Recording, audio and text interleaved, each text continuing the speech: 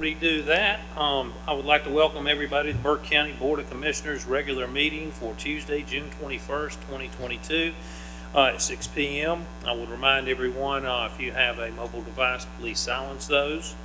If you are here to speak at the lectern, please make sure that you can be heard.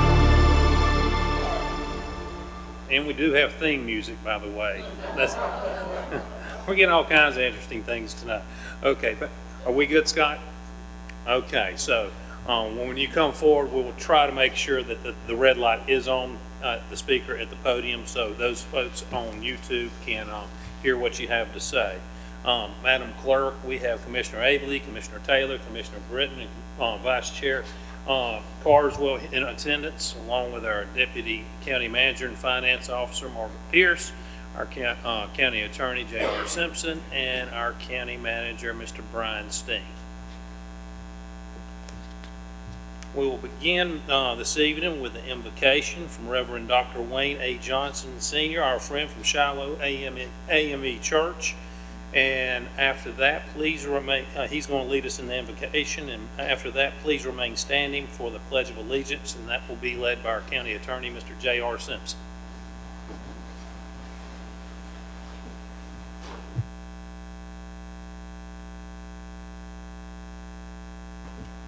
Let us pray. O Lord, our Lord, how excellent is thy name in all the earth. When we are able to consider that you have made us lower than angels and crowned us with wisdom and knowledge, we ask the question, what is humanity that thou art mindful of us? We praise your name, for you are a great Lord. You are the sovereign ruler of the world, of the universe, and we thank you for your grace and your mercy. Now, dear Lord, we ask that you would bless the world in which we live. Bless the people of Ukraine. We ask that you would bring peace, that you would be with those who suffer, that you would help us in these United States to know that you are God, and beside you there is none other. Now, Lord, grant us wisdom, grant us courage for the living and the facing of these hours. Bless those who have not. Bless those who wish their health was better. Bless us that we might remember that from the dust of the earth, God, you have made all flesh. Bless us now. Bless this august body and the work that is on this evening's agenda. Remind us that we must live together as brothers and sisters, or we will ultimately perish as fools. Bless us now, we do pray. And the people together said, Amen. Amen.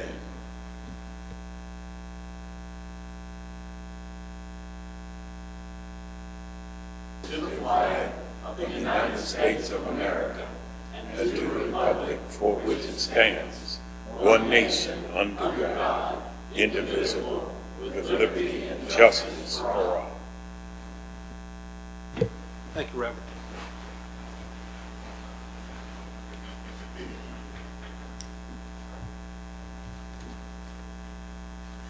Gentlemen, that moves us on to item number 4, approval of agenda. Gentlemen, there is a technical correction to consent item number 2. If you've had a chance to take a look at that. We had replaced Todd Justice with Scott Burson. Mr. Justice has taken another job.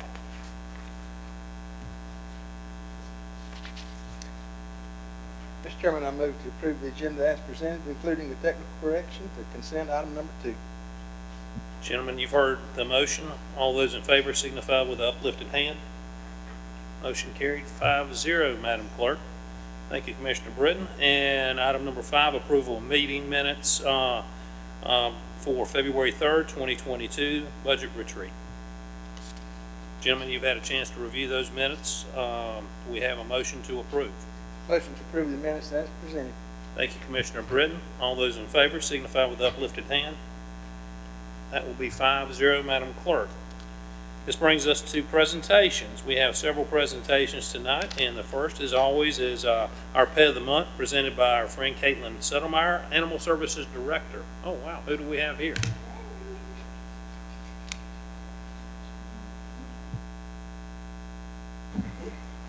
Good afternoon. We are very excited to be back up here this month to be presenting another Pet of the Month. So we actually chose Halo to be our Pet of the Month. We brought Paisley with us today. Halo is participating in our Dogs Day Out program at the shelter right now. So she didn't get to come down with us today. So we brought Paisley to get her out of the shelter for just a little bit. So I will speak about Halo and Paisley, if that's okay, just a short little blurb. So that's Miss Halo. She is currently, like I said, wandering, romping around Burke County. So we had a sweet family come in and check her out for the afternoon. But she is absolutely wonderful. She is dog-friendly, kid-friendly, cat-friendly. She will make someone a wonderful pet, as well as Miss Paisley, who is with us this evening. She is a little nervous being up here around a bunch of people. She's not used to that, but she is absolutely wonderful, and she's a very, very smart dog. So if you guys are looking to add a very active dog to your family, Miss Paisley's going to be it. She's going to be your running partner, your hiking partner, loves children. If she goes to a home, please make sure you have kids, because this dog is absolutely incredible with them. She went to a foster, so she's up with her 3-year-old. So she needs a home with lots of active children running around. So if you guys are interested in either Halo or Paisley from our Animal Services Center, come down and meet us. We have a ton of great dogs down there right now, and kitty cats, which leads us to our Cat of the Month. This is Mr. Murphy. Mr. Murphy is a giant lap cat. So if you guys are looking for a real cuddly guy, she said, let me talk about him. Murphy is your boy. So if you guys want to take home a very affectionate kitty cat, come down and meet Murphy. He is one of just several adult cats we have right now. Right now it's cat and kitten season, so we are completely inundated with little tiny kittens. So if you're looking to add a tiny kitten, come down and see us too. As always, I think we have a little blurb on here about our Dogs Day Out program. It is pretty warm right now with people hanging out outside, but if you guys are looking for some water activities and you may need a canine companion, stop by the shelter during our business hours. You can check out a dog for a few hours, or maybe it'll lead to an overnight stay and maybe a forever family. But come down and check them out. They have a great time, and we learn a lot of information about our dogs. Isn't that right, Paisley? We do.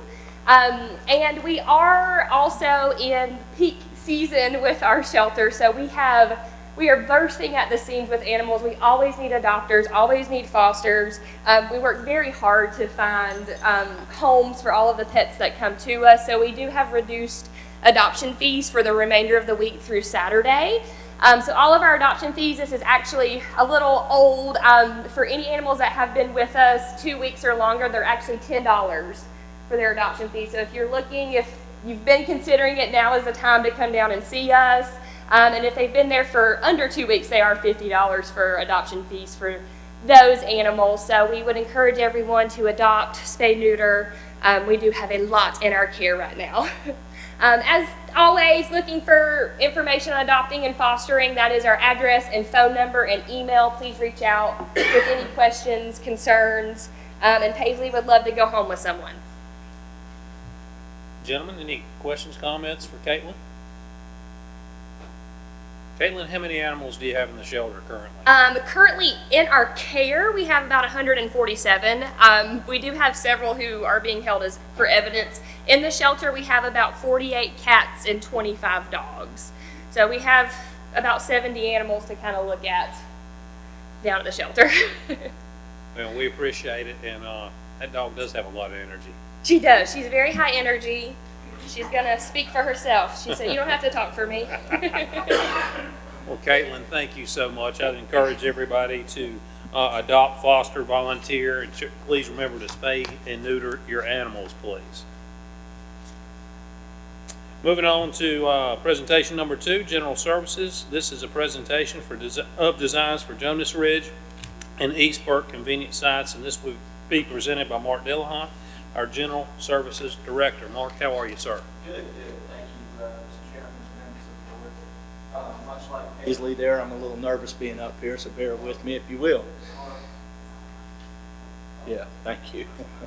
As I said, I'm a little nervous being up here. But anyway, I'm excited to share with you this evening what we've come up with as a design for both the Jonas Ridge site and the East Burke convenience sites. Burke County has 6 convenience sites. To the best of my knowledge, Jonas Ridge was constructed back in 1993, and East Burke dates back to 1987. Waste management has changed a lot since that time, primarily due to the public's interest in recycling and the statewide landfill bans, which prohibit the disposal of certain materials in landfills. The list of materials that are now banned from being landfilled includes yard waste, white goods, aluminum cans, plastic bottles, scrap tires, batteries, electronics, antifreeze, used oil, and pallets. The challenge is to offer recycling opportunities to our citizens in the most cost-effective way possible. Just as my input was sought, in addition to reducing the transport cost of the commodities, I wanted a design that was easy for our staff to manage and easy for our citizens to use. I believe the general design achieves that. As you will see, the basic components of both sites are very similar. Both designs allow for a drive-through visit, and both are set up in such a way to make recycling easier to use and manage. Slide number 1 here. Let's see. This first slide shows the overall layout of the Jonas Ridge site with the primary entrance lining up with, let's see if I can use the pointer. With the primary entrance lining up with Ginger Cake Acres, and everything outside of the paved driveway area, although not part of this project, was considered as we look at placement for our convenience site. We have asked that the well and septic be sized to accommodate the future community center as well. This is more of a zoomed in feature of what we plan for the site or hope to plan for the site. And as you look at the slide, you can see the stormwater retainage areas and the site itself. We placed the site attendant building so that the attendant can have a very good view of the folks entering and using the facility. The site attendant building will include a small office area and a small counter / kitchenette area and an ADA accessible restroom. Next to the attendant building, we have what's a special waste area like the one in the photo. This was done at my previous employer, and it's very clean and easy to use for the collection of used motor oil and all those things that aren't quite pleasant and can be a real mess to have to manage. The traffic flow through the site will allow citizens to stop and drop off their household waste and then drive forward to the dual stream recycling compactor and deposit recyclables such as plastic bottles, mixed paper, aluminum, and tin cans. Clear and easy to understand signage with pictures is an important component to educate the public as to not only what goes where, but also what is not allowed.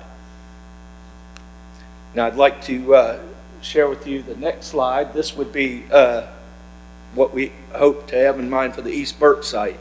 This slide shows the overall site plan and includes the footprint of what we hope to one day be the water sewer office with the existing water sewer maintenance facility behind it.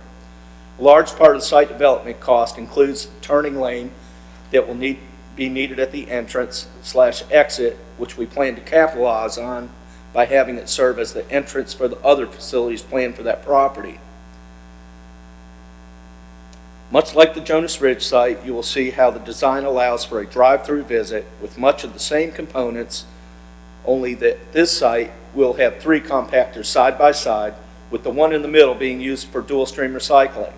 If the visitor If the site visitor has both household trash and recyclables, they would use the lane in between the two boxes, and if they only have household waste trash, they would use one of the outside lanes for depositing their trash. The one compactor in the middle would be for recyclables. So, for example, if they had both, they drive through the middle of both boxes, throw the trash to one side, and recyclables to the other, and they'd be on their way.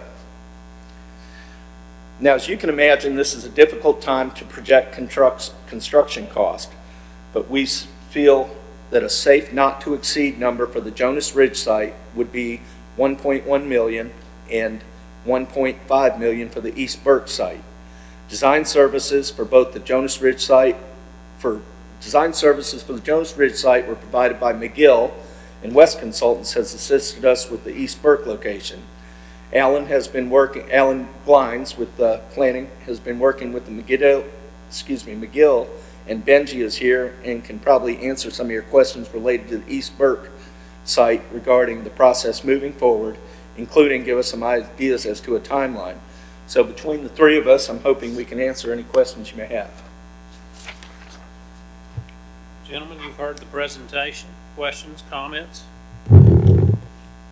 Mr. Chairman, I have a couple now. Do I understand that one up on the mountain is about completed? Is that correct? No, sir. We're simply in the design stages. So we're just looking at the site, and no contract has been let yet on that. That's correct. The property has been acquired, which that was quite time consuming in itself. And then the design work began not that long ago, a couple months back, as we contracted with McGill for that. Okay. Well, your East Burke Society, one of the questions I had, you might not can answer that question yet, but what's the main difference between the one at East Burke and the one that's over on Roadhead Snob Road?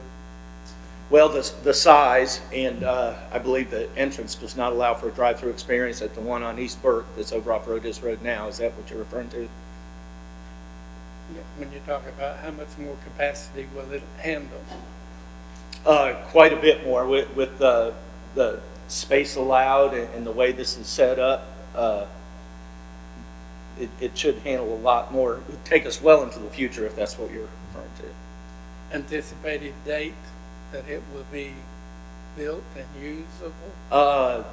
That is more of a Benji question, I guess. We're seeking some direction on design, making sure you guys are happy with what we come up with in the way of a design before we can go out to bid and all these other things. In fact, I don't know about McGill, but I've met with Benji today, and he's got some bid documents ready to go as soon as we get some further direction from the board.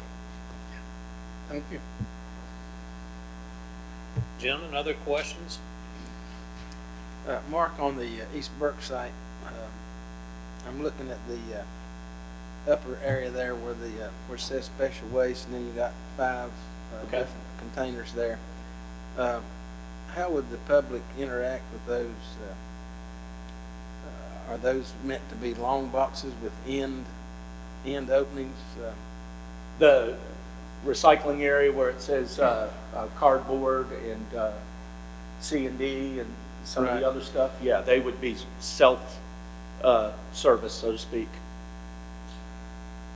I guess I'm just having a little difficulty understanding so if the consumer parks and in most of our other sites, we've got, I guess what I'd call front load cardboard type, you stuff it in the top. This doesn't look like the same arrangement. Right, they have a recycling box for cardboard that is long, much like the shape of that, and it has the slots all the way along as it goes. On the sides of it? For cardboard, yeah, and plastic, yeah. What goes in the C and D boxes? It's construction demolition. It's much like what's received at our landfill, and that's where it's taken to, hauled to, and disposed of. Those would be similar, I suppose, to what we have end loaded. You That's tote your- correct. Tote your sofa to the end of it. Yes. Thank you. Gentlemen, other questions? I know we've all gotten phone calls about these projects, and The one in Jonas Ridge, remind me, how many acres did we, or was it 17? I'll have to defer to Alan on that. Yeah, I think it's about, between two tracks and then a little piece we just bought, I think it's about 20 acres. But it's 20 all acres. said and done, yeah. And if we agreed to give y'all direction to go ahead and pursue this, you said, you know, the timeline's a little nebulous, I understand, but what is a realistic time frame if we said, look, you know, obviously these are needed, we've got the property purchased, let's do it? Timeline would be, go out for bid, late summer and get back with our bids, and then we'd come back to get, budget amendment made up with you all. And then we could start construction just as soon as we can. Now, up on the mountain, it might have some more winter weather up there that could slow things down, but I think this time next year we're in business, if not sooner. So we'd shoot for something like that. Okay. Any other questions, comments?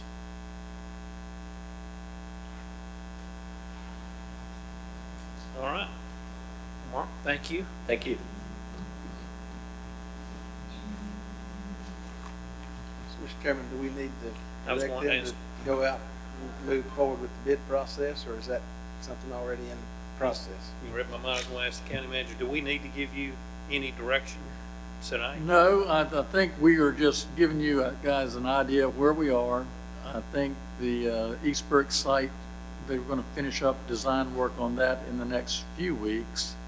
The work for the Jonas Ridge site may be more towards mid-July, but as soon as that happens, I'd like to move forward with this and bid them out.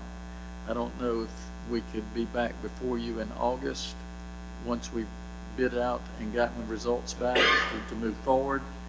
But as soon as we can, using normal procurement process, I'm ready, biting at the bit, let's go.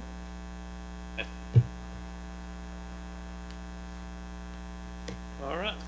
No other questions or comments? No further direction needed at this point. We will move on to item number 3, recognition of the health department. I'm going to turn this over to Vice Chair Carswell.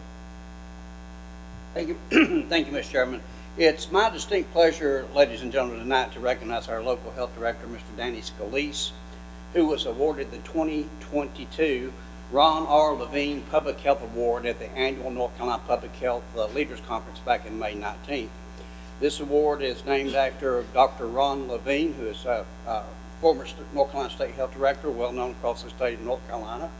And since 2004, only 28 recipients have been honored for this distinguished effort in North Carolina, where these directors have expanded the scope of the operations of the health services.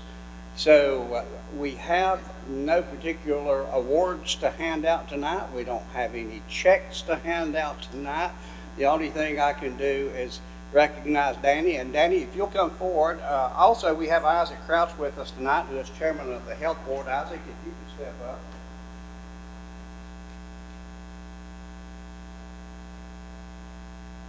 And I'm going to ask Kay if she's going to trust the camera with her, and she's going to be taking pictures of us right here, if that is okay. Let me also say that Danny has not been with us 1 year yet. How much?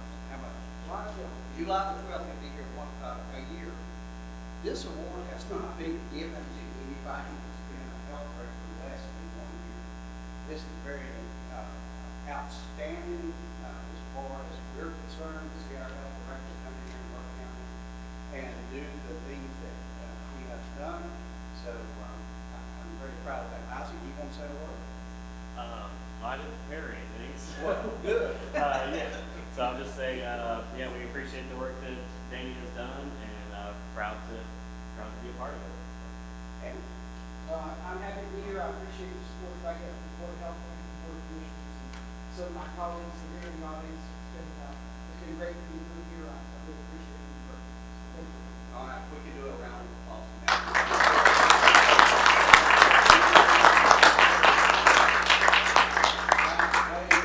Smiling faces.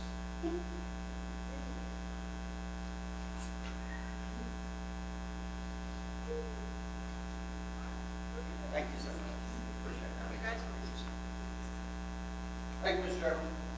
Yes, sir. Danny, once again, on behalf of the commissioners and for you and the health department, congratulations. That is fantastic. Thank you.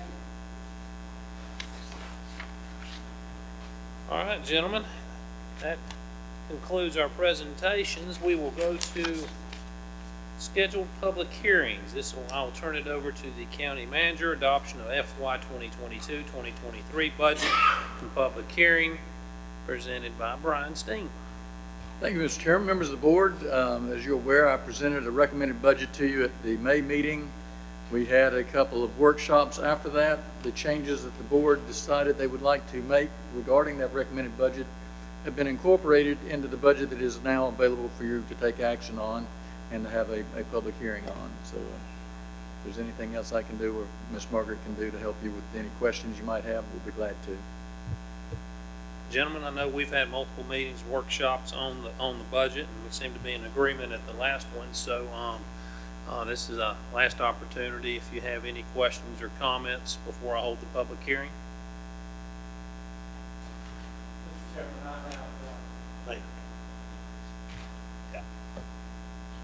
I have a few comments that I would like to make. There are very few times there's 100%, and it's the same with the budget. I don't think any of us anticipated to be 100% in agreement with the budget. But I've got a piece of paper here I want to pass out. This comes from page 10-4, section 10, page 4.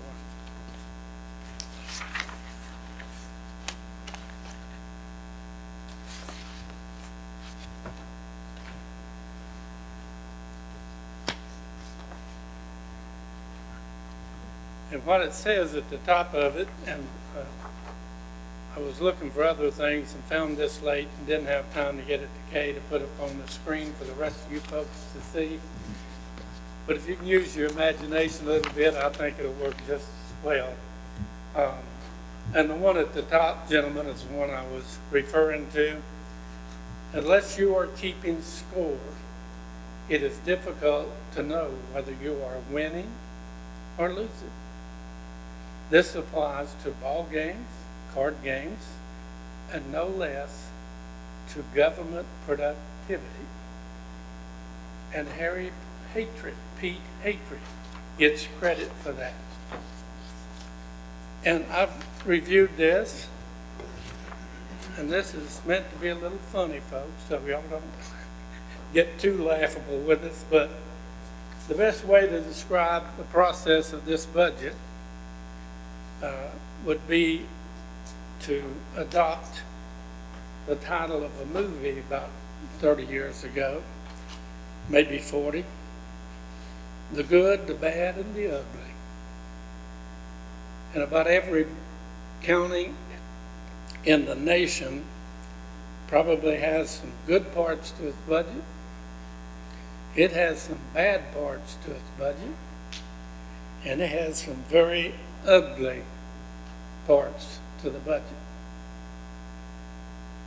And the good part to the budget for the citizens of Burke County and for you is there's no tax rate increase for most citizens. There will be a 2-cent rate increase for those who live in the Eichard and the Salem Fire Department districts. So some will receive a tax increase. Many employees, item 2, many employees will receive grade pay increase by pay grade increases. They include 1st grade, 2 grades, and even 3 grades increase for their job and their work here at Burke County. We've added new jobs to Burke County this year. We have added a total of 16 and new jobs and new positions and paid grade increases is one of the things that keeps giving us a higher budget number each year, and it's getting to a serious point This year, your budget's right at 100 million, and when you add some of the other things that are pass-through budget, you're gonna get to about $21 million for Burke County. The bad part comes in that most departments are asking for 10 to 20 and some even 50% increase to the budget. The cost of insurance, health, and retirement increases, and wages increase. Service charges are increasing on must-have items like water and sewer. Fees are increasing on many items under major classifications and sub-classifications, things like zoning, building inspection, and fire inspections, and the list goes on and on and on. We continue as a county to use millions from fund balance to meet budget requests to avoid raising the tax rate. Many counties do that, and I'm in favor of doing that instead of increasing taxes, as long as we don't put the fund balance in jeopardy.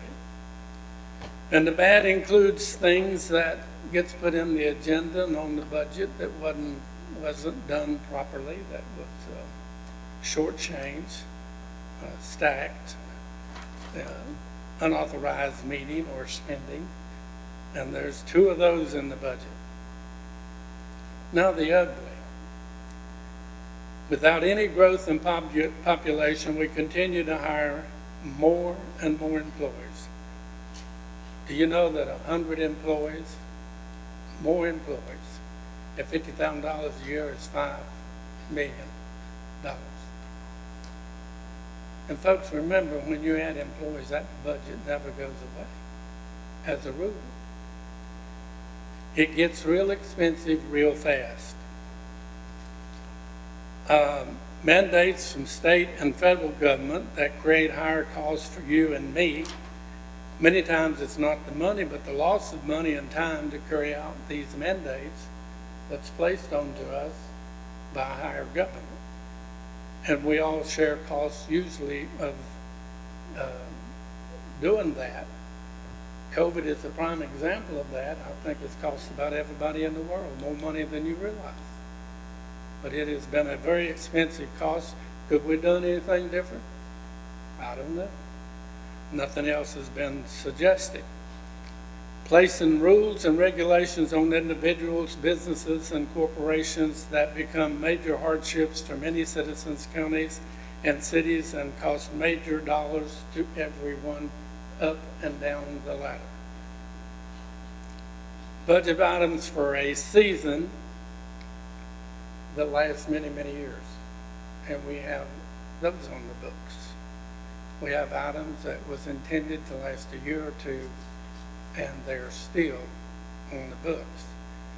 And one of the things that all county commissioners and county managers and staff have to be aware of are those things that sound pretty, look pretty, and the state or the federal government will pay for the first year, and they can leave you saddled with the costs for years to come. And this is, I say this to, if I had a summation or a verdict, it would be something like, all in all, this is a pretty good budget. One of the better ones we've done in several years. Considering that the ugly part of this presentation is mandated by somebody else. So this board, other than being taken oath to carry out those instructions, we're really not responsible for those things, whether they're real good or real bad. Number 2, there's no property tax for most of our county this year. And I know that in a time when everything you see, touch, feel is costing more money, and I think you would say to the staff, to Margaret and Brian and the staff and the board, that that's pretty doggone remarkable that we can sit before you today and say, no property tax increase. Could we have done better? I'm sure maybe we could have tweaked a little better. Could we have done worse? We could have done a whole lot worse. But for Burke County citizens, and as far as Burke County is concerned, at least for another year, you get to keep more of your money. And with that, Mr. Chairman, I'll shut up. Thank you, Commissioner Taylor. Any other questions, comments?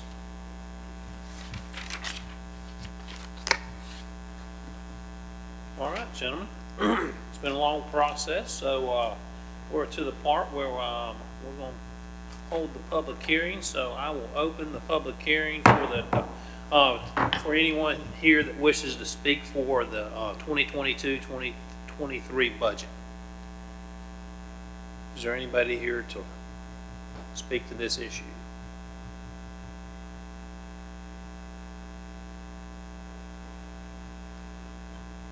If not, I'll close the public hearing. We'll move on to item number 2 under this. Gentlemen, we will need a budget motion. Mr. Chairman, I move to adopt the fiscal year 22-23 budget ordinance number 2022-03 as presented, and to approve a memorandum of agreement between Burke County and the Burke County Board of Education for fiscal year 22 and 23. Thank you, Vice Chair Carswell. Gentlemen, you've heard the motion. All those in favor signify with the uplifted hand. Madam Clerk, that is 5-0. We'll move on to item number 3, Burke Development Contract. For this motion, we will need a motion to recuse Commissioner Britton. Mr. Chairman, I move to recuse Commissioner Britton from the discussion and vote concerning the funding and contract for Burke Development, Inc. All right, gentlemen, you've heard the motion. All those in agreement signify with the uplifted hand. That is 4-0, Madam Clerk.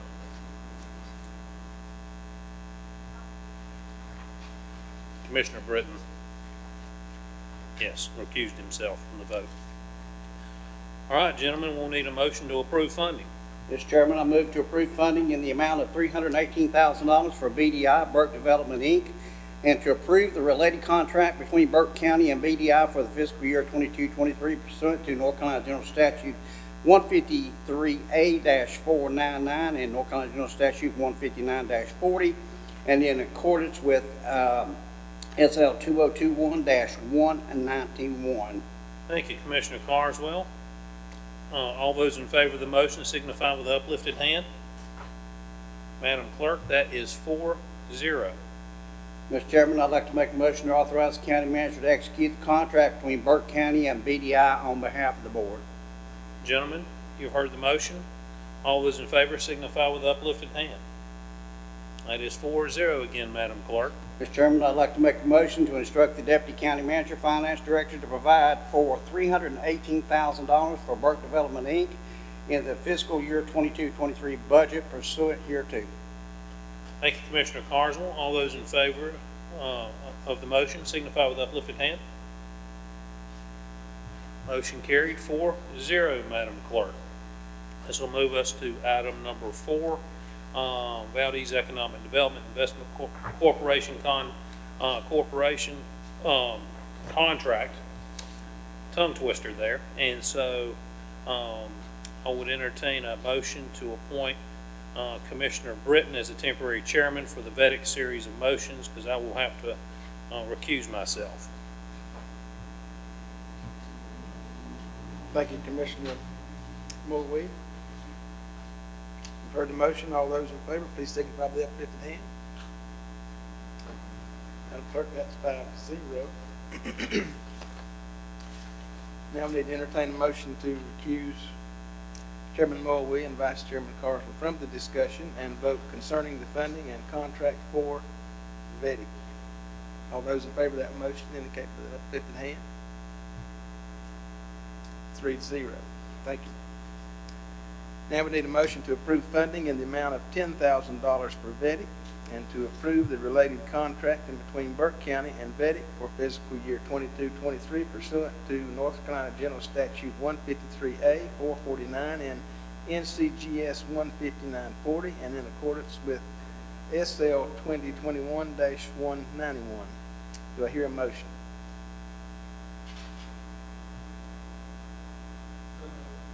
Thank you, Commissioner Taylor. All those in favor of that signify by the uplifted hand. It's 3-0, Madam Clerk. Now I'd entertain a motion to authorize the county manager to execute the contract between Burke County and Vedic on behalf of the board. Do I hear a motion? Thank you, Commissioner Taylor. All those in favor, please signify by the uplifted hand. 3-0. Now we'll entertain a motion to instruct the Deputy County Manager and Finance Director to provide for $10,000 for Vedic in the fiscal year 22-23 budget pursuant hereto. Do I hear a motion? Thank you, Commissioner Abley. Those in favor of that motion, please signify by the uplifted hand. It's 3-0. Thank you. Abley, I think I said Abley, but I'm... All right, with that, I'll entertain no other motions, and Chairman Mulvey will resume as chair. Thank you, Commissioner Britton. All right, we got one more item here, gentlemen. Under contracts under NCGS 153A-449, we'll need a motion to authorize the county manager to execute contracts with all other nonprofit corporations under our C501c3 that receive funding in the FY 2022-2023 budget in accordance with NCGS 153A-449 and NCGS 159-40. So moved, Mr. Chairman. All right, thank you, Commissioner Britton. All those in favor of the motion signify with the uplifted hand. Gentlemen, that is 5-0, Madam Clerk. All right, thank you, gentlemen. That will bring us to informal public comments. We have several speakers signed up for tonight. I would remind everyone, let's make sure the red light is on when you come up to speak so the folks at home can hear you. I would remind everybody there is a 3-minute time limit, and so please adhere to that because we've got a lot of speakers.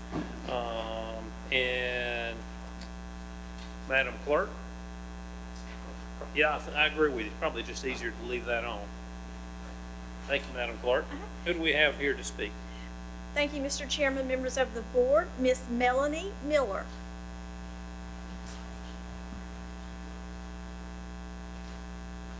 Good afternoon. Evening. Evening, yes. My name is Melanie Miller.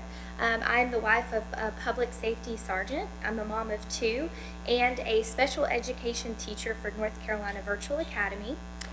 In an effort to alleviate childcare costs, I chose to begin teaching virtually, but we did know this would be a challenge because in the shutdown of 2020, we did not have high-speed internet where we currently live in the western part of Burke County.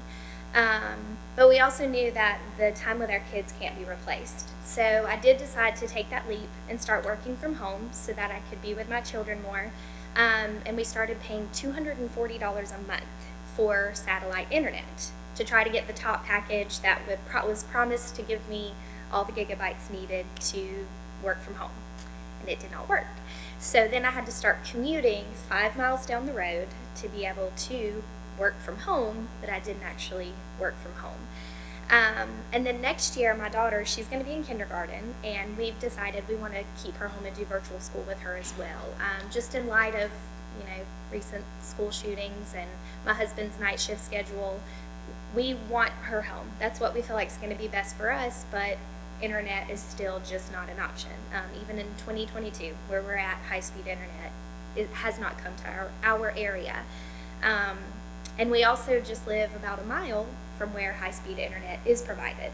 So that's kind of the challenge we're facing, and I have spoken to several different people. I spoke with Andy Paragon, I think is his last name, that works with Senator Daniels, and he told me that Burke County is a Tier 1 county in respect to the RDOF grant. So that's RDOF. It's a federal grant that has given different companies money to bring high-speed internet to rural areas, specifically for rural and agricultural areas. And when I've contacted, he referenced me to Mr. Steen, who then put me in touch with Michael Tank at Charter, who said that, well, we have a 6-year build window. And that's all they've really said. They've got the money, the grant's approved, but we have 6 years. He did say in a separate email that there is a GREAT grant, so that's GREAT, and that is also targeted toward agricultural areas, that is being handed out by North Carolina's Digital Equity and Broadband Division, and that has a build timeline of 2 years. So he said they would work on that construction area alongside RDOF areas, which where I live is an approved RDOF area. And you know, there's a lot of people in our areas that do need this. I've had people come with me tonight. I started a petition just 3 weeks ago putting out the interest for it, and already 140 people have signed. And for rural, that's quite a bit. You know, that's a lot of people in Burke County who are saying, hey, we don't have high-speed internet. It's 2022, and I still can't, you know, for us, even making a cell phone call becomes an issue sometimes. So I'm coming to ask you for your support to, if you have connections or if you can reach out to Charter, to North Carolina's Digital Equity Division, and see if we can get approved for this great grant. The next approval period is this July, so next month they're gonna, you know, say which counties are getting this, and it really is evident that Burke County needs it. So thank you guys for listening, and hopefully we can get something moving. Thank you, Mrs. Miller. Reverend Marshall Jolly.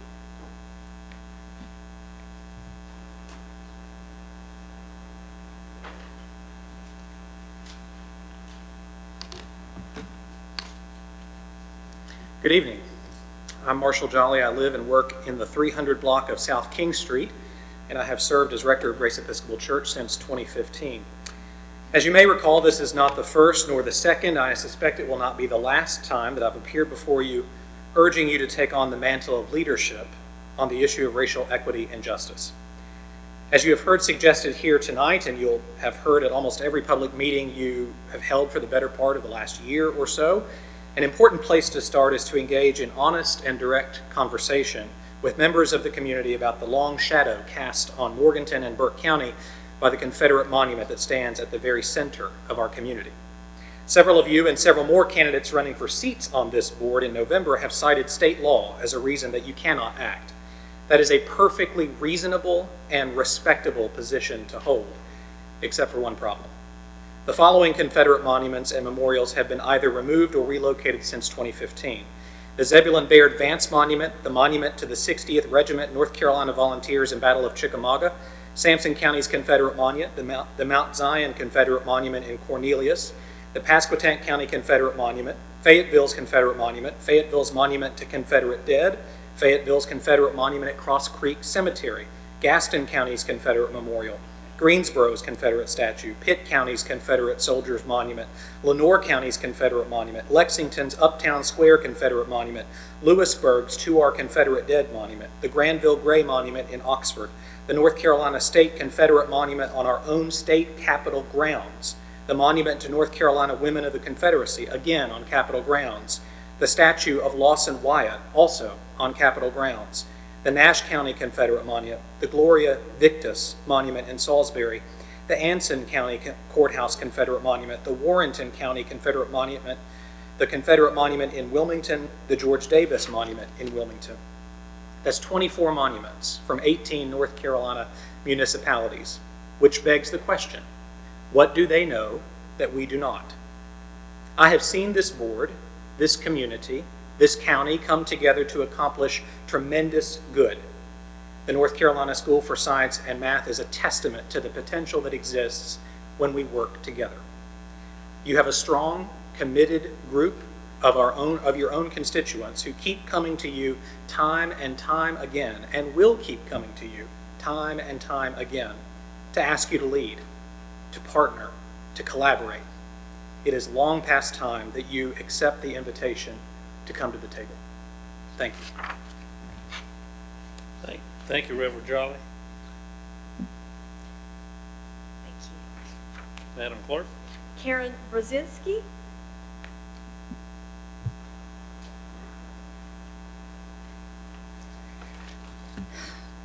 Good evening. My name is Karen Brzezinski. I live at 112 Parkland Street and have been a Morganton resident for almost 23 years. My husband and I have raised 4 kids here and love the natural beauty that surrounds us. As I speak, I want you to remember that history should never be erased and symbols matter. Shortly after moving here, we took a drive to explore Wilson's Creek and discovered Confederate flags displayed at a couple residences. This made my husband nervous, as he was raised Catholic, and the Confederate flag, in our experience, was strongly associated with white supremacy in the Klan, which didn't like Catholics either. Though common sense told us they would never be able to tell by looking at our skin, we directly made our way home and wondered where we had moved our young family. The placement and symbolism of the Confederate monument on our courthouse square invoked similar feelings, though much stronger and more significant. I believe many who might have wished to make our beautiful county their home could reconsider it after seeing these symbols of white supremacy. 12 million humans were stolen from Africa to become slaves in our country up till about 1850, Mr. Taylor. The Civil War ended in 1865, and Reconstruction followed until 1877. The Jim Crow era of segregation, lynchings, and other acts meant to instill fear in the entire black community followed until 1968, Mr. Taylor. There is documented proof that Confederate monuments were erected during this era as such an act. Burke County's current monument was placed in 1918, 53 years after the Civil War ended and right in the middle of Jim Crow. Accurate history should not be erased. Symbols matter. North Carolina Supreme Court Justice Walter Clark spoke at the unveiling of the Burke County Monument in 1916, stating that the Southern states' right to maintain the institution of slavery was a good part of their desire to maintain independence from the Northern states prior to the Civil War. This was spoken at the unveiling of the monument that sits in prominence on our historic courthouse square. In 1927, Brodus Miller was lynched in Burke County and laid out on the base of this Confederate monument by the police because the thousands who showed up demanded to see the corpse. This is part of our history that should not be erased. Symbols matter. I encourage you all to reconsider, strongly encourage you to reconsider dialogue on this issue. Moving this monument to a Confederate cemetery where the lives lost can be mourned without the glorification of the symbols of racism, white supremacy, and hatred that its current placement intends represents the best solution. I thank you for representing all of Burke County residents. Thank you, Mrs. Brzezinski. Joe Curtis.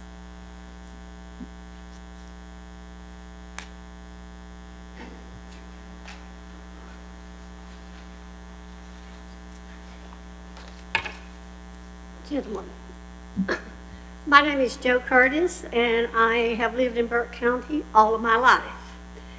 When I was a small child, I loved the statue on the courthouse lawn. I actually thought it was a statue of my daddy, whom I adored. My family lived on Johns River in the Chesterfield community. Daddy farmed hundreds of acres in Burke and Caldwell counties. While we grew most of our food, we did come into Morganton periodically on Saturdays to purchase groceries at Head's Grocery Store on the corner of Sterling Street and Queen Street. There were 2 water fountains on the sidewalk outside the store. I asked Mama if I could get a drink. She nodded. I started towards one of the fountains and she yelled, "No, no, not that one." And she pointed to the identical one beside it. I was puzzled, but I drank out of the approved one. When Mama and I had to go to the restroom on these trips to town, we went to the basement of the courthouse. We passed the beloved statue and went to the right side of the back of the courthouse. There was a female hand painted on the side of the courthouse, and it had an index finger pointing, and it said white women only. And on the other side was another pointed hand, brown, that said colored women only. The poet Maya Angelou once said, "When you know better, you do better." We know better now. We know that the war was fought in the South to maintain the peculiar institution of slavery, a term coined by historian Kenneth Stamp.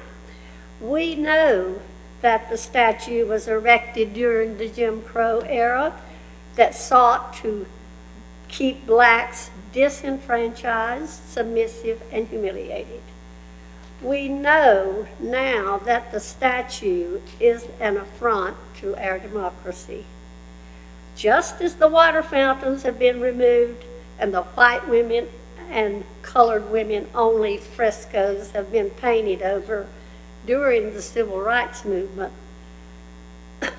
the statue, the Confederate statue on the courthouse lawn must be taken down. Now that we know better, we need to do better. Thank you. Thank you, Mrs. Curtis. Vicki Dale. Vicki Dale. Sam Avery.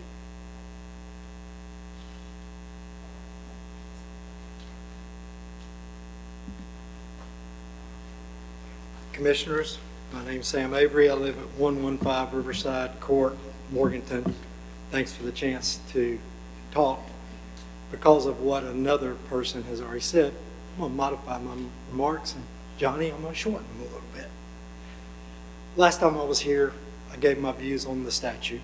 I'm not here about that tonight, but I'm here about a second thing that keeps being said over and over, and that is, why can we not have a dialogue about issues that divide us racially, about behaviors that divide us racially?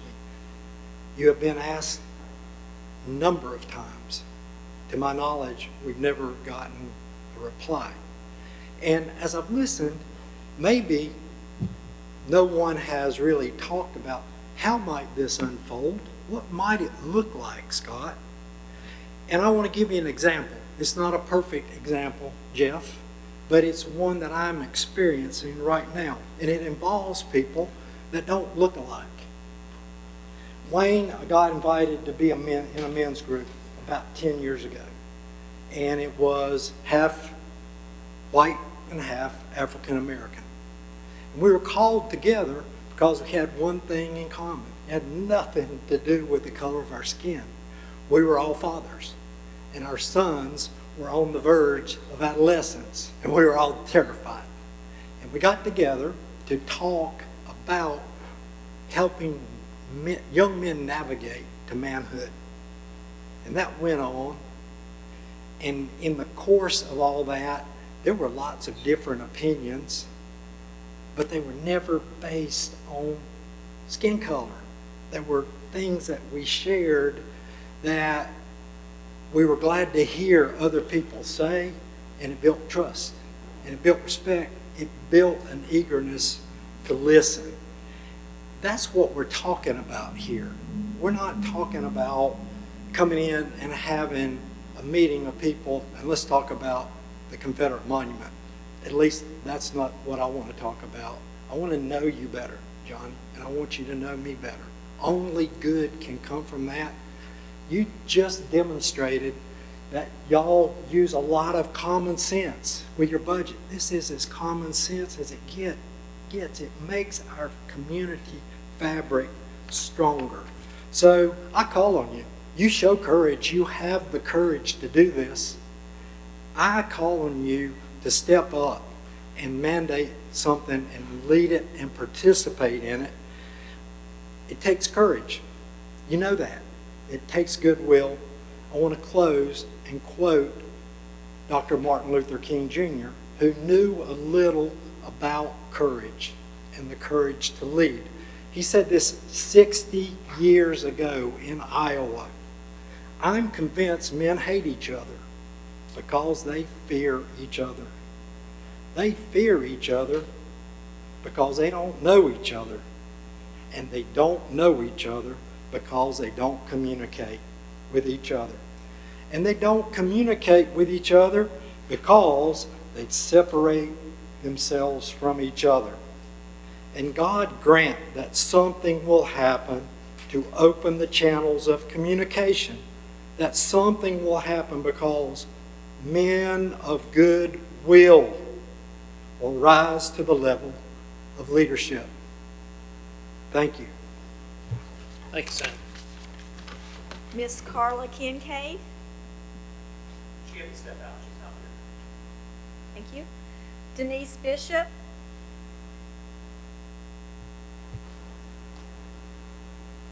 I want to start out first, though, thanking each one of y'all for your public servant, tireless efforts on behalf of Burke County. Good evening. I'm Denise Bishop, a lifelong resident of Burke County, a proponent for all things Burke County is great, history, natural resources, and our citizenry. We live in northwestern Burke County, nestled between Linville Access, the Fontaflora Trail, the Pisgah National Forest, the Linville Gorge, and in an area that swells by the thousands between April and October by vacationers and by tourism. Our hamlet community was served for a number of years by a local company called Carolina West and its tower until corporate profiteering waned by satellite providers competitively. We were left high and dry without access to internet, to calls and all it entails, local calling, etc., leaving our folks and neighbors scrambling with long waiting times scheduled for Wi-Fi services such as ViStat, Skyrunner, HughesNet, and a viable phone that may or may not coordinate with the services. All that are too exorbitant in costs for folks who are retired with fixed incomes or young families who are struggling with mortgages and child care and daily living expenses. For our family to have internet and access at home is a mere nature of safety. My husband has had 3 open heart surgeries, strokes, seizures. He doesn't drive, and we have no viable phone at home. It could be a life and death scenario. I have called AT&T. I have asked about their landlines, and they have assured me that they are no longer in the landline business and that the infrastructure is so poor in our area and that the copper lines are filled with water, and therefore they would not be interested in giving us a landline. While surrounding communities 5 miles from my home South Point, and 5 miles north, 1780, and Fontaflora Brewery have fiber optics that they pay only $100 to tap onto, some of the wealthiest folks in our area. I must add that also our 2 local campgrounds across the Highway 126 that swell right now, have over 150 campsites, are able to access the tower across the water to Holiday Shores. Also, I have a historian friend on Highway 105, Patty's Creek area, and they have access to 5G via all those towers that are off Highway 126. This is just not a livable situation for us. We feel that our county commissioners need to be working immediately, expediently, for their constituents, for the permanent residents, for the vacationers that come. We ask that you move promptly on this digital equality, I think it is, equality broadband funding that the state of North Carolina has provided for us. We ask that you do this. It would relieve fiscal and financial hardship that is causing the citizens of Northwest Burke County and the rural residents. I thank you again for all y'all do for our county. Thank you, Mrs. Bishop. Mr. John Hamer.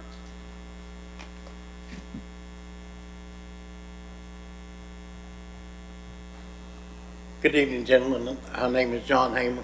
I live in basically the same area as Miss Bishop, but I too have run into the same problem. Along with Miss Bishop's husband, I have heart trouble, have had strokes. We have access to no phone as of last week. Like I said, they just decided one day that after 25 years of being a customer, that we weren't going to get phone anymore. In the same scenario, can't get a landline, and I spent a virtual fortune this week trying to find a provider that would have access to a phone in my area. There is no Wi-Fi, there is no internet whatsoever. What we did have, we used for my cell phone. My daughter's in college, and during this COVID epidemic, she had to stay in her dorm when they closed the school because she had no access to do the online classrooms. It cost a fortune. And I've seen and read that there's been numerous programs for internet for rural areas, and yet I've seen none and don't know where to turn. I watched the news the other day of people in huts in Rwanda with a cell phone, and here in Burke County can't get internet. And it's sorry, this is 2021, 22. Why I can't even have a telephone. I mean, it's ridiculous, totally ridiculous that someone somewhere can't see that you have basic infrastructure to accommodate. I mean, it's a luxury on one note, but in my case, it can be a lifeline. And there's no access, none whatsoever. I've called everybody that I know to call, and like Miss Bishop said, I guess it's corporate profiteering, just decided one day after being a 25-year customer that you don't have service anymore. And we don't know where to turn. And we ask you, where do we turn? In a county this size, where do you get access to communication? It's a problem. And we're not the only ones. I mean, we're the only ones here today, but that whole area that was serviced by that provider, just poof, it's gone. And we don't know what to do or where to turn. We ask that someone here try to help us. Thank you very much. Thank you, Mr. Hamer. That's all the cards I have, Mr. Chairman. All right, thank you, Madam Clerk.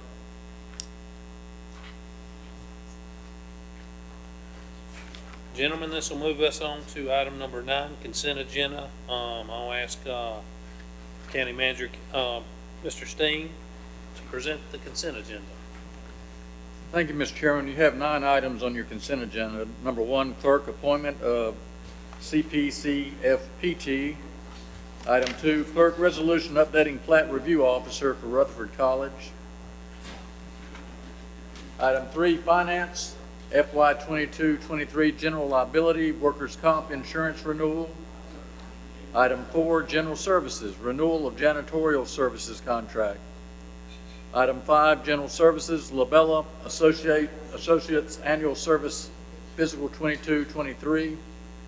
Item 6, JCPC, removals, reappointments, and appointments to the Juvenile Crime Prevention Council. Number 7, Register of Deeds, matching funds for the Register of Deeds grant program. Item 8, Tax Department tax collection report for May 2022. And the final item, number 9, Tax Department release refund report for May 2022. That concludes your consent agenda. Thank you, Mr. Steen. Gentlemen, what's the pleasure of the board? Mr. Chairman, I make the motion to approve all items as Thank you, Commissioner Taylor. Everyone's heard Commissioner Taylor's motion. All those in agreement signify with the uplifted hand. That is 5-0, Madam Clerk. That moves us to item number 10. We got several items, gentlemen, for decision this evening. So we'll begin with Community Development Abatement and Demolition Order 7901 Houston Avenue, and this is going to be presented by Alan Glines. Well, I'm going to invite Steve Holden, Chief Building Inspector, to present to you tonight. Mr. Deputy Marler had child care duties that were unexpected, and he couldn't make it tonight. So we're in capable hands with Steve Holden. Thank you. Steve, how are you? Good. I come for you tonight bringing you 2 properties. Both have been under the 160D 119 condemnation hearings. Both of them were burnt in a fire, damaged by fire. Had numerous complaints, also Burke County Sheriff's Department handling many calls at these sites. In this, we were asking for a decision to be made to demolish or repair, and no one done anything in a certain amount of time that was given in the hearing. And to this day, no progress has been made. I ask for a decision from you tonight to fund us to demolish these properties. The first one being Houston Avenue, which is 79001 Houston Avenue. From the photograph, you can see that it was burned extensively in a fire. We asked for them to repair it, and to this day, no one has done anything on it. So the second one that we bring to you is 2581 Raintree Street. I'm sorry, we'll take these one by one, please, sir. What, sir? We're just gonna take these individually. Okay, one at a time. Okay. Yes, please, sir. I apologize. So we're gonna stick with the abatement and demolition order for 7901 Houston Avenue. I know, gentlemen, we've had materials and reviewed this at the pre-agenda meeting. Any questions or comments for Steve?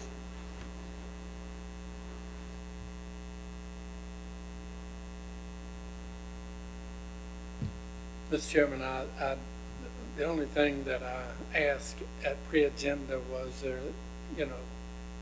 possibility of knowing what the cost would be to fix up the home, and I believe you responded that it would be much more than the cost it would be worth when you got through it. Is that correct? Yes, sir. Do I remember that correctly? Yes, sir.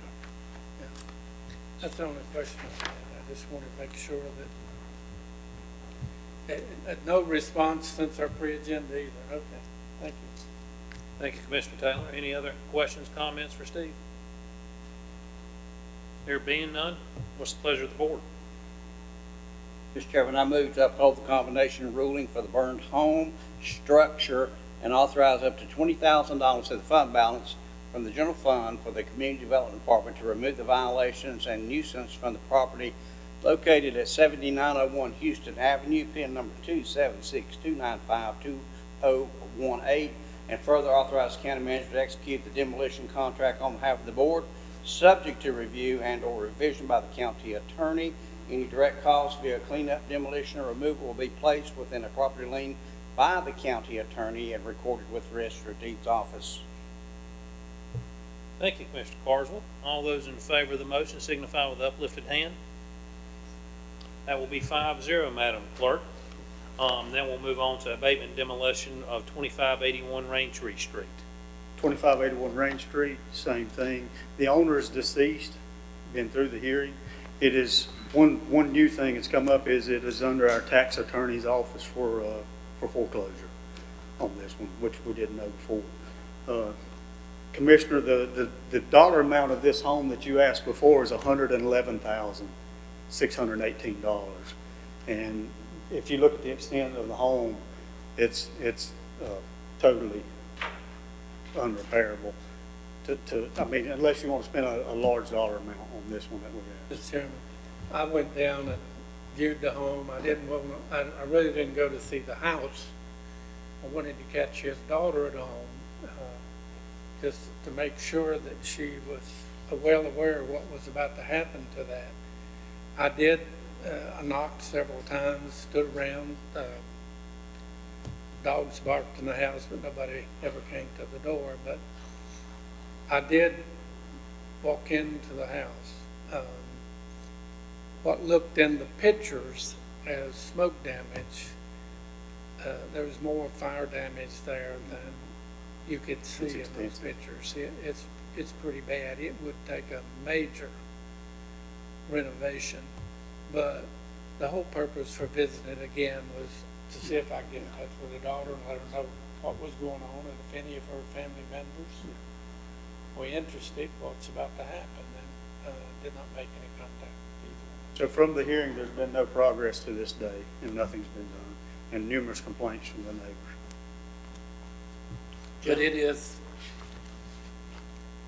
But it's beyond just dressing up a 2x8 joist. Many of them will have to be replaced completely replaced. Thank you. Any other comments, gentlemen? Questions? If not, what's the pleasure of the board? Mr. Chairman, I move to uphold the condemnation ruling for the burned home and structure and authorize up to $20,000 of fund balance from the general fund for code enforcement to remove the violations and nuisance from the property located at 2581 Raintree Street, pin number 27732422330. Further authorize the county manager to execute a demolition contract on behalf of the board, subject to review and or revision by the county. Any direct costs via cleanup, demolition, or removal will be placed within a property lien by the county attorney and recorded within the Register of Deeds office. Thank you, Commissioner Britton. Gentlemen, you've heard the motion. All those in favor of the motion signify with uplifted hand. Madam Clerk, that is 5-0. Steve, thank you.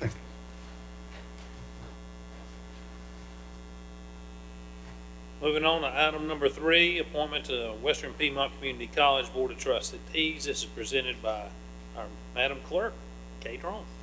Thank you, Mr. Chairman, members of the board. The Western Piedmont Community College Board of Trustees is a 12-member board. The county appoints 4 members to that board. Seat number 2 is occupied by Rod Harrelson, and his term ends June 30th, 2022.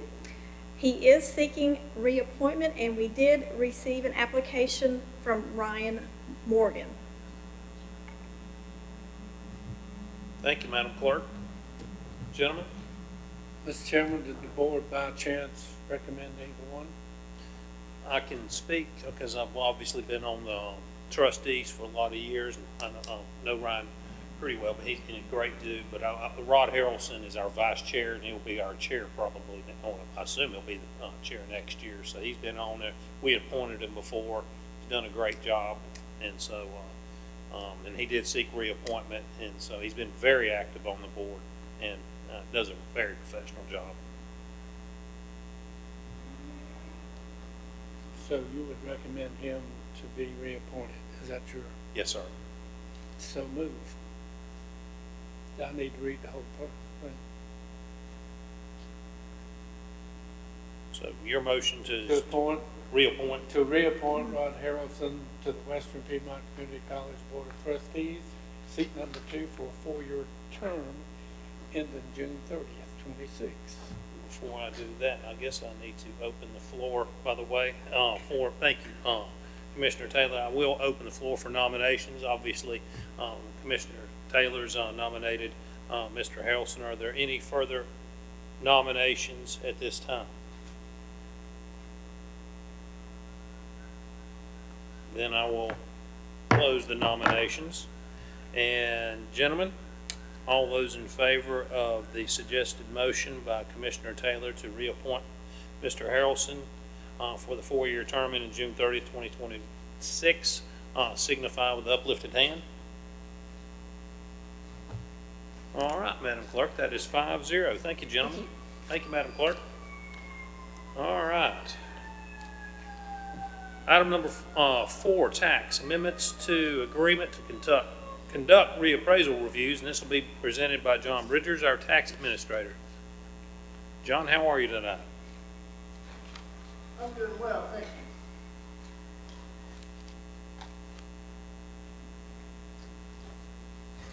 Thank you, Mr. Chairman and members of the board. This is an amendment to the contract with the Pearson Appraisals.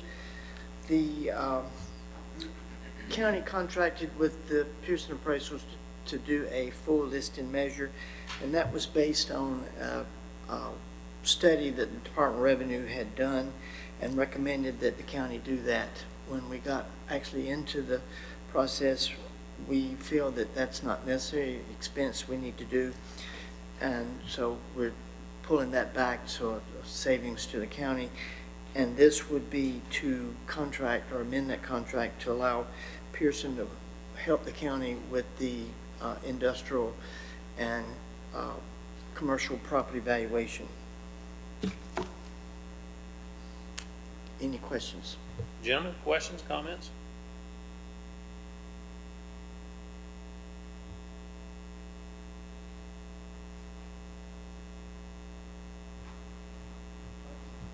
Mr. Chairman, I'll I'll make a ask motion. one, Pardon me. Go ahead. How much more is it this time around than last? Do you have those figures? How much increase? Increase in the valuation or the cost of this contract? The contract. I can speak to that, since you, he Margaret. wasn't here for the first part. It's actually a reduction from what we had initially planned of somewhere in the neighborhood of $400,000 to step back and do this alternate route. I heard the last part. You said this would be somewhere in the neighborhood of 400,000. Less. How much is that more than the last time we did the appraisal? In 2019, Yes. I don't have that figure. I thought you were asking about the contract itself. I'm sorry. But this is 400,000 less than what we initially thought. Yes, sir. Okay. Any other questions or comments? Thank you, Margaret. Mr. Chairman, I move to authorize the county manager to execute the amendment to the contract for reappraisal on behalf of the Board of Commissioners, subject to review and/or revision by the county attorney. Thank you, Commissioner Carswell. You've heard the motion. All those in favor of the motion signify with uplifted hand. Motion carried 5-0, Madam Clerk. John, thank you. Have a good evening. That will bring us into reports and comments. We'll start with Margaret. I'm happy the budget's done and you'll receive printouts and it'll be posted to the website later today, I believe, and the departments will get their information tomorrow. Great, thank you. County Attorney. Thank you, Mr. Chairman. Since the last meeting of Commissioners on May 17th, the highlights of my work are preparing an offer to purchase and contract on a tract of land for possible county purchase as EMS headquarters.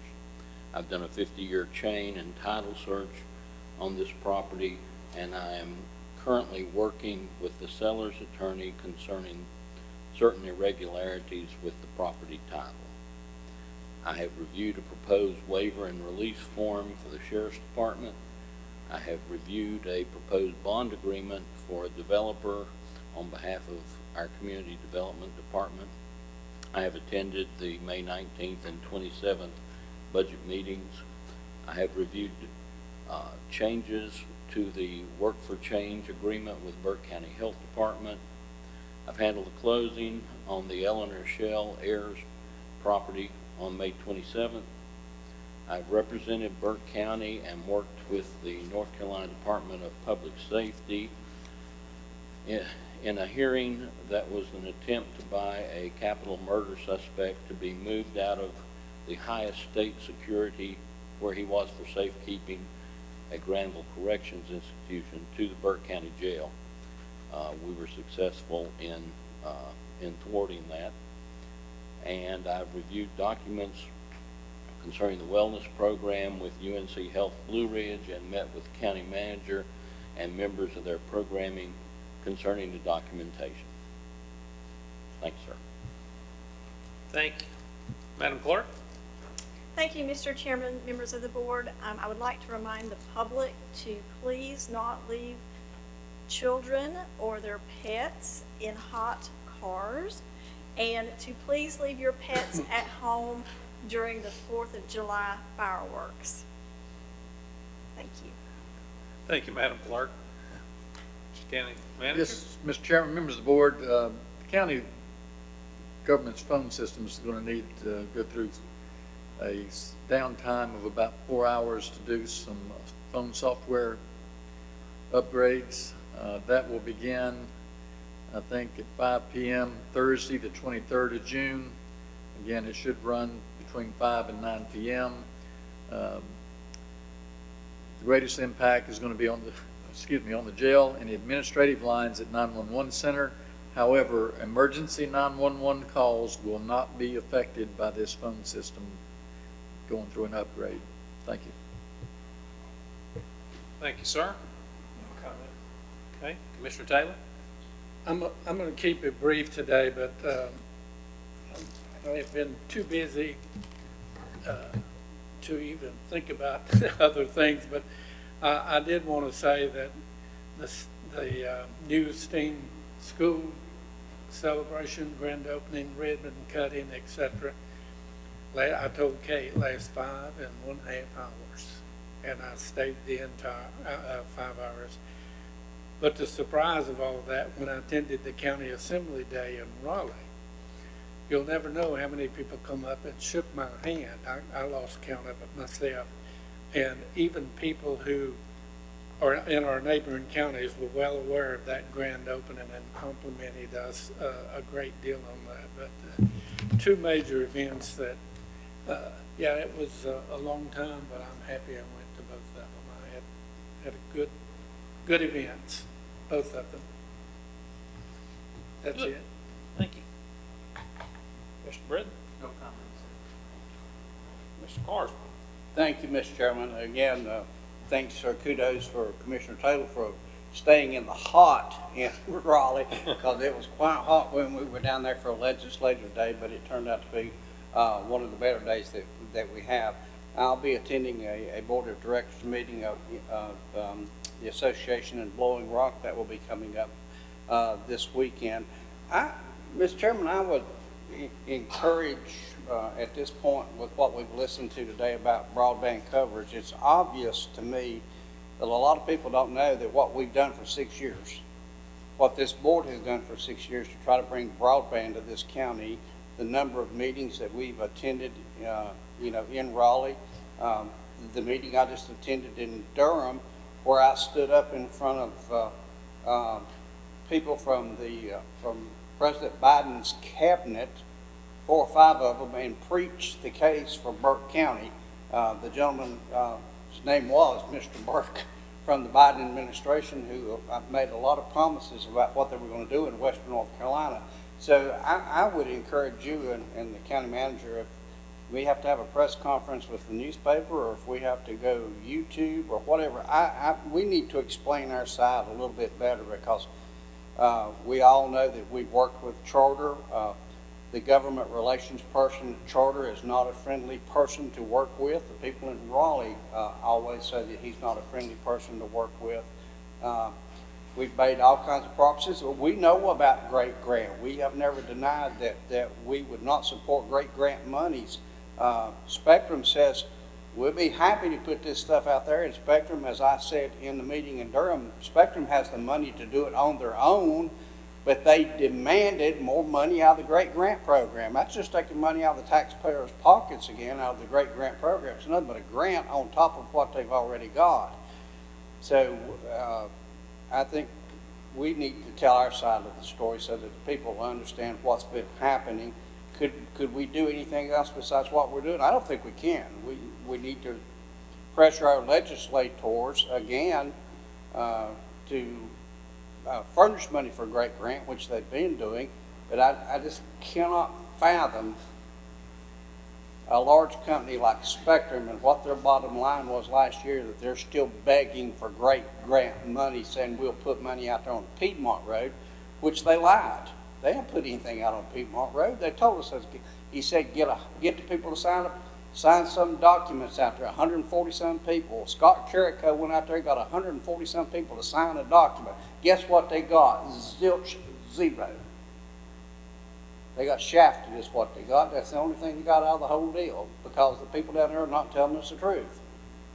It's hard for 5 commissioners sitting here in Burke County, Little Morton, trying to tell people down there in Raleigh and these large companies what they have to do. I don't know what else we can do, but I think we need to make a joint statement saying the things that we have done so that people will understand what we've done, and I hope we try to do more, whatever that more may be, and that's working with DIT in Raleigh and some of the people that's in charge of the programs in Raleigh to make sure that these companies do what they're supposed to do.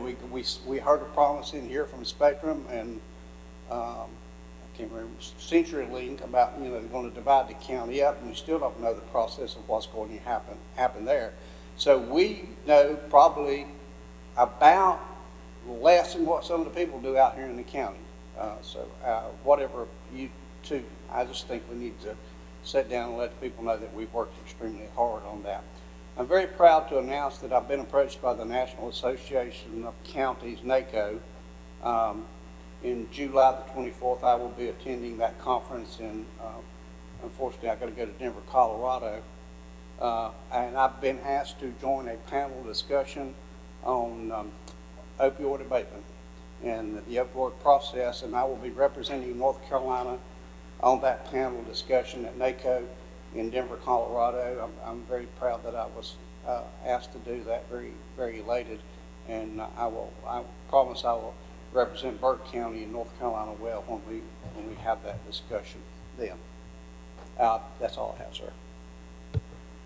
Congratulations on that. That's very impressive. We have one of our own that's representing the whole state of North Carolina, and obviously you've driven the bus on this from the beginning, so well-deserved panel position on that. And if you're going to go somewhere, I guess in July, as hot as it is already here, Denver doesn't sound too bad. I know the plane ride you're not looking forward to, but it'll still be good. And good comments. And Commissioner Carswell mentioned something I have not mentioned to Sharon. I've mentioned it to staff. I'm going to be working with Lance. We're going to do a series of YouTube videos for current questions. Like we just got through budget. So what I want to do is sit down with Scott in the back, and Lance helped me organize it, and I'm going to have Margaret on the first one. We're going to talk a little bit about budget and post that. We'll probably do one about exactly what Commissioner Carswell was talking about, just subjects that are relevant to the time and place that because, you know, we get a lot of questions and we don't always get the platform to do it, but with YouTube being free and accessible, well, for most of us, but some not, obviously. I think it would be, going forward, that's going to be a series, try to do at least once a month, and we'll pick a subject. And so I appreciate you bringing that point up, Commissioner Carswell. I will say I'm going to be attending with you in Blowing Rock on the executive committee for the North Carolina Association of County Commissioners Friday through Sunday. Hopefully it'll be a little cooler up there as well.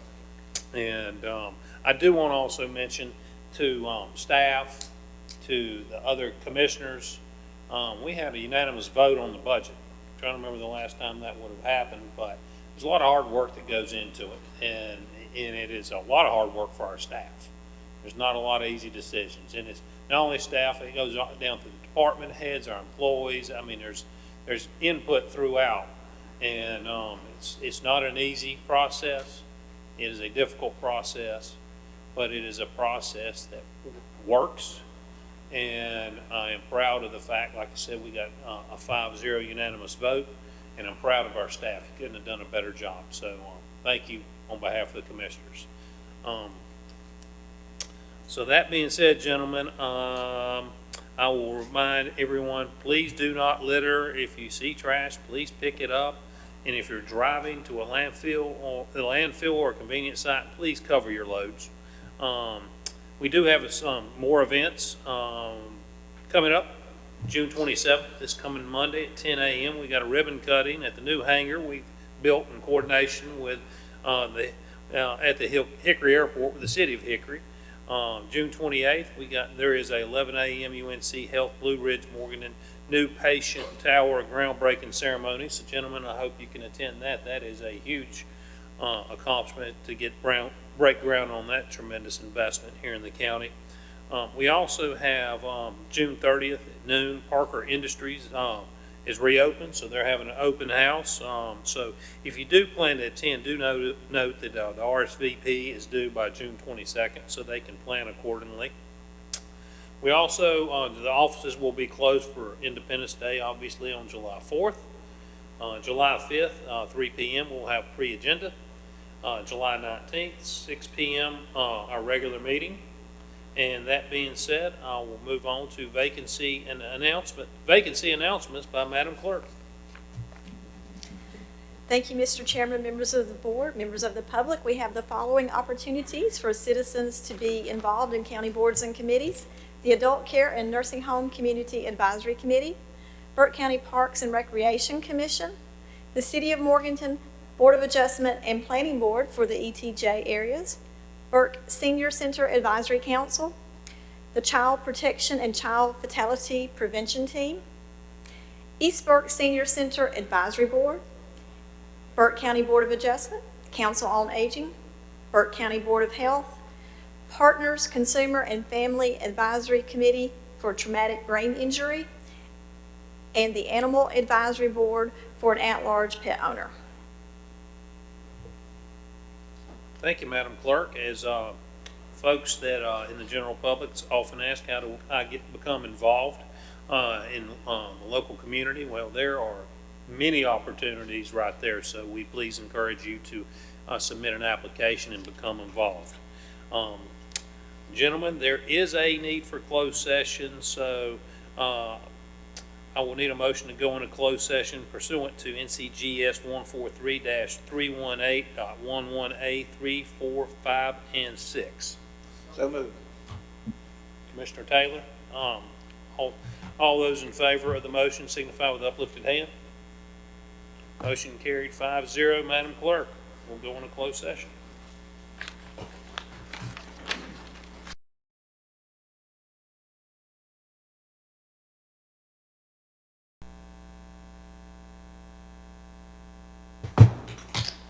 We did have a proper motion to come out of closed session. There is no action to be taken. I will say before I accept the motion before I accept the motion to adjourn, I do want to reach out and say we had some former county commissioners pass away recently that were very important to our community. Jim Cates, terrific person, Martha Hemphill, just a super lady, and so I was remiss in not mentioning it at the beginning of the meeting, so I did want to say our thoughts and prayers are with their families. So that being said, we have a motion to adjourn from Commissioner Taylor. All those in favor signify with the uplifted hand. Motion carried 5-0, Madam Clerk. She was